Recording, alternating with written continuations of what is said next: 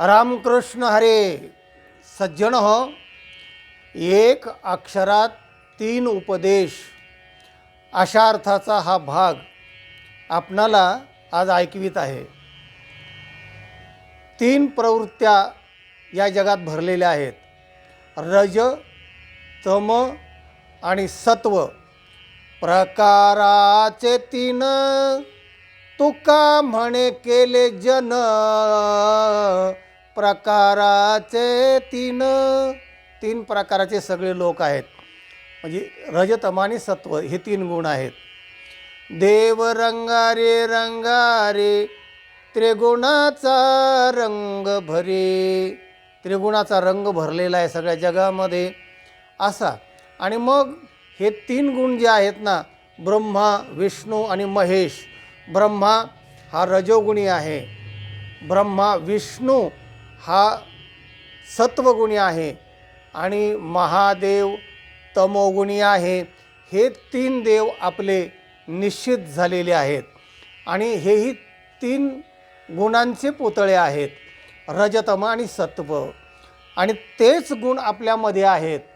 म्हणजे जे ब्रह्मांडात आहे तेच या पिंडात आहे आणि याप्रमाणे माणसामध्ये हे सगळे गुण आहेत. त्यामुळे कोणता गुण आपण वृद्धिंगत करायचा आणि तो शास्त्रकाराने कसा सांगितला आहे यावर आजचा हा आपला व्हिडिओ आहे. एक अक्षरात तीन उपदेश. जो देखे सो दुखिया बाबा, सुखिया कोई नहीं रे. सुखिया कोई नहीं रे, सुखिया कोई नहीं रे. ब्रह्मा विष्णू शंकर दुखिया, सगळे दुःखी आहे. याच्यावर एक दृष्टांत अगोदर पाहूया. देव, मानव आणि दानव ब्रह्मदेवाकडे गेले आणि त्यांनी ब्रह्मदेवाला विनंती केली की आम्ही त्रिविध तापाने तापलेलो आहोत, पंचक्लेश आमच्यामध्ये भरलेले आहेत आणि आम्ही नेहमी दुःखी असतो. तेव्हा आम्हाला काहीतरी सुखाचा मंत्र द्या, कारण तुम्ही सृष्टीकर्ते आहात. सगळ्यांच्या कपाळामध्ये ब्रह्मलिखित तुम्ही लिहिलेलं असतं आणि हे सगळं तर आम्हाला हे सगळ्या जगात हे काय दुःख भरलेलं आहे, कोणी सुखी दिसत नाही, आम्हालाही तसंच झालं आहे. असं देव आणि मानव आणि दानव या तिघांनी आपापली कैफियत ब्रह्मदेवापुढे मांडली आणि याच्यावर आम्हाला उपाय सांगा. तेव्हा ब्रह्मदेवाने सांगितलं, अगोदर तुमचा रोग तुम्हाला समजून सांगतो. देवांना सांगितलं, देवांनो तुम्ही देवभूमीत राहता म्हणजे स्वर्गात राहता. स्वर्गामध्ये सगळे भोग उपलब्ध आहेत. वृद्धत्व नाही, रोग नाही, जन्ममृत्यूचं भय नाही. या सगळ्या गोष्टी असताना अमृत प्यायला आहे, चिंतामणीचे बाग आहेत, आणि धेनूच्या खिल्लारे आहेत. हे सगळ्या गोष्टी असल्यामुळे तुम्ही अतिशय भोग भोगता आणि अतिशय भोग भोगल्यामुळे अति सर्वत्र वर्जयेत. अति याच्यामुळे तुम्हाला दुःख भोगावं लागतं. समजलं? आणि मग देवांच्या लक्षात आलं की असं असू शकतं. बरोबर. मानवाला सांगितलं, हे बघा तुम्हाला दुःख होण्याचं कारण सांगतो की तुम्ही घेऊ जाणे परत देऊ नाही जाणे. तुम्हाला घ्यायला फक्त समजतं, हे घ्यायचं ते घ्यायचं. 10 गुंठे झाले, आता 1 एकर कशी होईल, नंतर हे शेजारची कशी होईल, आणि सगळं घ्यायचं आणि कमवायचं. सगळं आशा याच्या पाठीमागं तुम्ही धावत आहात. त्यामुळे मानवाला सांगितलं की तुम्ही आशाबद्ध असतात. आशाबद्ध जन काय जाणे नारायण. तुम्ही सतत रात्रंदिवस याच्यामध्ये गुंतलेले असतात आणि म्हणून तुम्ही दुःखी आहात. आणि दानव म्हणजे राक्षस, त्यांना सांगितलं, हे बघा तुमची जी ख्याती आहे ना, तुमचं जे चरित्र आहे ना, तर ते हे आहे की तुम्ही हिंसा करता आणि हिंसा क्रोधामुळे होते. तुमच्या शरीरात सतत क्रोध भरलेला असतात, तुम्ही तमोगुणी असता आणि त्यामुळे तुमची शांती हरपलेली असते. दया, क्षमा, शांती तेथे देवाची वसती. तेव्हा दानवांनो तुम्ही दया करायचं शिका, हा क्रोध जो आहे ना त्याची उंची कमी करा आणि दयेची उंची वाढवा, म्हणजे तुम्हाला आपोआप सुख होईल. अशी देव, मानव आणि दानव या तिघांनाही ब्रह्मदेवाने त्यांना दुःख होण्याचे कारण सांगितले. म्हणले मग याच्यावर उपाय सांगा ना, एखादा मंत्र सांगा आम्हाला की तो मंत्र जपला असताना मग आम्हाला हे सुख लाभेल. मग त्या तिघांना एकच अक्षर ब्रह्मदेवाने सांगितलं आणि ते म्हणजे द. उपाय काय? द. आता देव म्हणाले द म्हणजे आम्ही काय समजायचं? तर देवांना सांगितलं की तुम्ही भोग जास्त भोगताना तर तुम्ही इंद्रियावर दमन करा, मर्यादित भोग भोगा. हां, म्हणजे तुम्हाला तुमची शांती हरपलेली पुन्हा सापडेल. मानवाला सांगितलं द म्हणजे तुम्ही नुसतं घेताय घेऊ जाणे पण देऊ नाही जाणे, द्यायचं हे तुम्हाला माहिती नाही, तेव्हा तुम्ही हे करा, दानम, द्यायचं शिका. आपल्यातला काही भाग द्या. आणि मग दानव जे होते राक्षस, त्यांना सांगितलं की तुम्ही तुमचा जो क्रोध आहे ना त्यामुळे तुमचा आनंद हरपलेला आहे, तर तुम्ही काय करा, त्याची उंची कमी होण्यासाठी तुम्ही दया करा, दया करायचं शिका.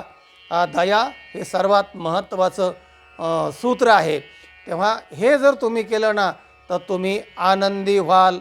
असं ब्रह्मदेवाने याप्रमाणे वागा, तुम्ही सुखी व्हाल. या तिन्ही प्रवृत्त्या एकाच मानवामध्ये आहेत, रज, तम आणि सत्व. रजोगुण मानवातच आहे, सतत त्याची प्रवृत्ती अशी असते, घ्यायचं. रजो. तम म्हणजे क्रोधीपणासुद्धा मानवात आहे. इतके क्रूर माणसं आत्ताही आपण पाहतो चॅनलमध्ये, रोज किती हत्या. आता तर पिस्तुलाच्याच हत्या जास्त व्हायला लागलेल्या आहेत.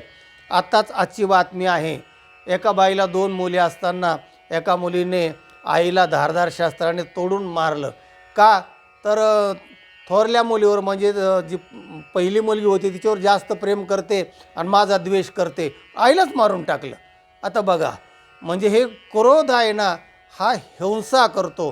तेव्हा तो क्रोध, मागे एकदा मुलाने, विजय शर्मा नावाच्या मुलाने अशीच आईची हत्या केली होती, 16 वर्षाचा मुलगा.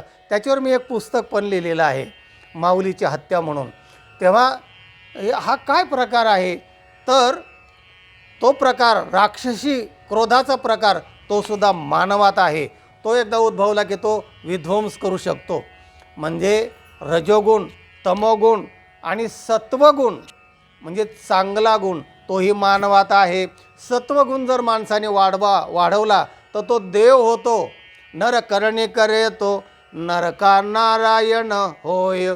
चांगले काम केलं, सत्वगुण जर आपला वाढवला तर माणसाला देवत्व प्राप्त होतं.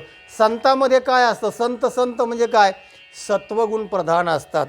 सत्वगुण त्यांनी आपला वाढवलेला असतो, असा या प्रकारचा अर्थ आहे.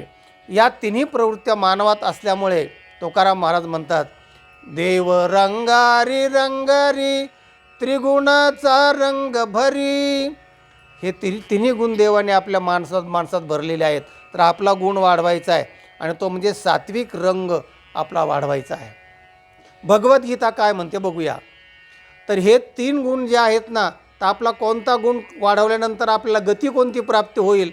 भगवद्गीता सांगते, ऊर्ध्व गच्छन्ति सत्वस्था मध्ये तिष्ठन्ति राजसाः जघन्य गुण वृत्तिस्था अधो गच्छन्ति तामसाः. ऊर्ध्व गच्छन्ति सत्वस्था, ज्याने आपला सत्वगुण वाढवलेला आहे तो वर जातो म्हणजे स्वर्गात जातो, उच्च स्थिती प्राप्त होते, म्हणजे त्याला देवत्व प्राप्त होतं. ऊर्ध्व गच्छन्ति, ऊर्ध्व म्हणजे वर, गच्छन्ति कौन? सत्वस्था. मध्ये तिष्ठन्ति राजसाः, ते रजोगुण ज्यांनी वाढवलेला आहे, ज्यांच्यात वाढलेला आहे ते मध्य राहतात. म्हणजे मनुष्य हा जास्त रजोगुण प्रधान आहे. आणि जघन्य गुण वृत्तिस्थ, ज्यांचे जघन्य म्हणजे अपराधी वृत्ती आहे, वाईट वृत्तीने वागतात, तर असे जे तामसी आहेत, जघन्य गुण प्रवृत्तीस्था अधोगच्छन्ति तामसाः, तामस जे लोक आहेत ते अधोगच्छन्ति, ते खालच्या स्थितीला जातात. खालच्या स्थितीला जातात म्हणजे बघा, आता देवाची कल्पना वर स्वर्गामध्ये आहे, मानवाची कल्पना इथं मृत्यूलोकामध्ये आहे, आणि खाली पाताळामध्ये नाग बेग अशी नागराज खाली वगैरे आहेत असं. आणि दुसरा अर्थ असा आहे, देवत्व मनुष्यामध्ये प्राप्त होणं, मानवताही माणसामध्ये आहे. आणि खालची स्थिती म्हणजे वाईट वागलं की खालच्या ज्या योनी आहेत त्यामध्ये तो तामसे मनुष्य जातो. तेव्हा तुकाराम महाराज म्हणतात की बाबांनो, खंते ते न करा होणे गाढव कुतरा, खंते ते न करा, काळजी करू नका, तुम्हाला गाढव किंवा कुत्राच व्हावं लागेल पुढच्या जन्मामध्ये, म्हणजे खालच्या योनीमध्ये तुम्हाला जावं लागेल असा त्याचा अर्थ आहे. तेव्हा कोणत्या स्थितीला आपण जायचं आहे हे ज्याने त्याने ठरवायचं आहे. त्यासाठी भगवद्गीता आपणाला सांगितलेली आहे. त्यानंतर हे जे 3 देवांची समस्या सांगितलेली आहे, मानव, दानव आणि राक्षस, दानव, राक्षस आणि देव हे कसे आहेत आणि त्यांना कोणती स्थिती आहे याचाही विवेचन आपल्यापुढे मांडण्याचा प्रयत्न केलेला आहे. हा व्हिडिओ जर आवडला तर आपण इतरांना पाठवा, लाईक करा. ज्यांनी चॅनलला सबस्क्राईब केलं नाही त्यांनी जरूर सबस्क्राईब करा. ऐकत रहा, ज्ञान वाटत रहा, आनंदी रहा. रामकृष्ण हरी.